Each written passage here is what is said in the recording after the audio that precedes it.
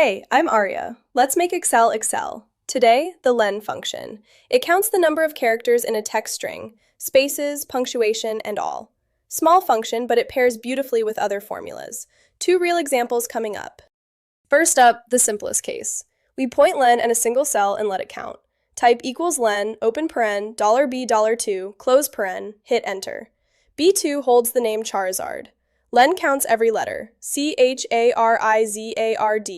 and returns 9.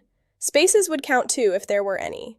Numbers count as their digit characters, not their numeric value, and formatting like $signs or commas don't count, only the raw cell value. Now len gets really useful, wrapped inside an if. We want to flag codes as long or short based on how many characters they have. Type equals if, open paren, len, open paren, n4, close paren, greater than 15, comma.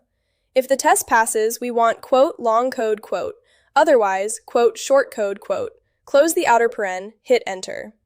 N4 holds Pikachu's code, PKM-025-Pikachu, which is exactly 15 characters. So 15 greater than 15 is false, and we get short code.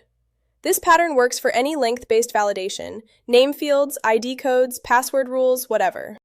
So that's len, one tiny function that counts every character in a string, spaces, numbers, punctuation, and all. Combine it with if for validation, with left or right to extract by length, or with substitute to count specific characters. That's how you make Excel Excel. And if you want to take your LEN formulas and turn them into a web app your whole team can use from any browser, check out SpreadsheetWeb. Your formulas, your logic, live on the web with no coding required. Link is below.